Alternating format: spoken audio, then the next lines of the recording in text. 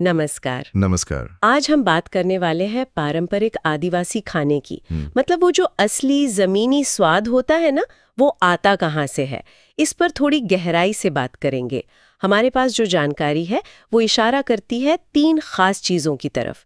एक तो है साल के पत्ते जी। दूसरा ढेंकी, वो चावल कूटने वाला पारंपरिक तरीका, और तीसरा लकड़ी की आंच पर खाना पकाना। तो आज हम यही समझने की कोशिश करेंगे कि ये जो साधारण सी चीजें लगती हैं, ये असल में स्वाद को इतना गहरा और खास कैसे बना देती हैं, और इनका हमारी संस्कृति से रिश्ता क्या है।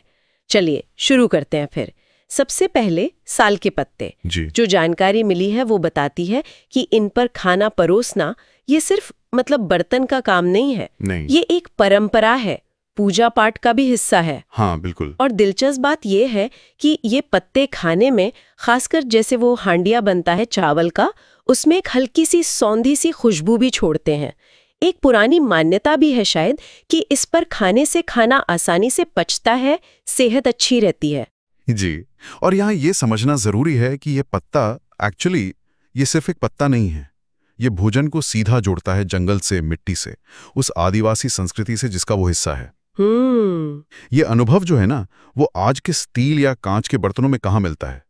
ये स्वाद के साथ साथ एक सांस्कृतिक पहचान भी परोसता है, जैसे प्रकृति का ही एक अंश आपकी थाली में आ गया हो। सही कहा। तो पत्ते खाने को प्रकृति से जोड़ रहे हैं, लेकिन स्वाद पर तो बनाने के तरीके का भी असर पड़ता होगा ना। यहीं पर शायद ढेंकी की बात आती है।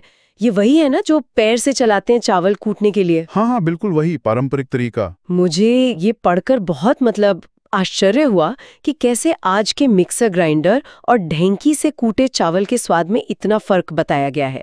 कहते हैं कि ढेंकी से चावल को बहुत धीरे धीरे और एक लय के साथ कूटा जाता है। जी। और इस धीमी प्रक्रिया से चावल का जो स्टार्च है, उसकी अपनी खुशबू है, और जो तेल होते हैं उसमें, वो सब बच जाते हैं। इसी को असली स्वाद और पोषण की बुनियाद माना गया है। स्वाद भी पूरा और पोषण भी। हाँ, और देखिए, ये धीमी गति जो है ना, ये बहुत जरूरी है।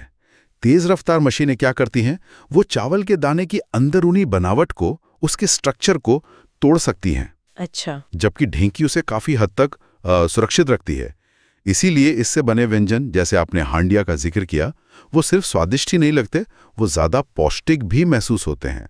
वो धीमी प्रक्रिया है ना, वो स्वाद को धीरे धीरे परत दर परत खुलने का मौका देती है। समझ गई। तो चावल तैयार हो गया, अब पकाने की बात।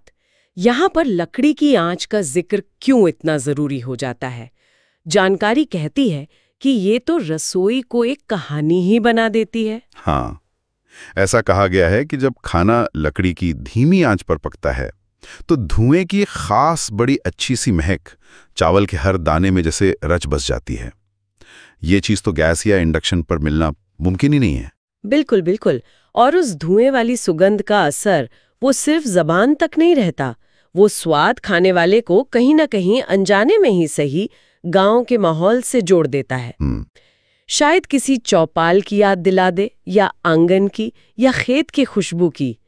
ये गैस या बिजली की जो एक जैसी गर्मी होती है ना, उससे पैदा होने वाले स्वाद से कहीं ज्यादा गहरा और भावनात्मक जुड़ाव पैदा करता है, ज्यादा कॉम्प्लेक्स फ्लेवर होता है। तो सार ये निकल रहा है कि सालपत्ता, ढेंकी और लकड़ी की आंच ये सिर्फ खाना बनाने या परोसने के तरीके भर नहीं है। जानकारी तो यही कहती है कि ये वो धागे हैं जो हमें हमारी जड़ों से, हमारी मिट्टी से, हमारी परंपराओं से जोड़ते हैं। खासकर आज की इस तेज दुनिया में, जहाँ सब कुछ इंस्टेंट है, माइक्रोवेव है, स्टील है।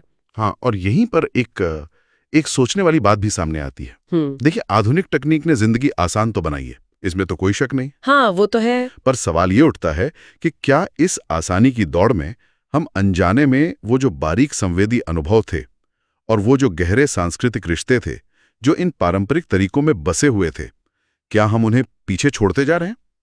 जब एफिशिएंसी कार्यकुशलता परंपरा की जगह ले लेती है, तो हम असल में खो क्या रहे हैं? ये सोचने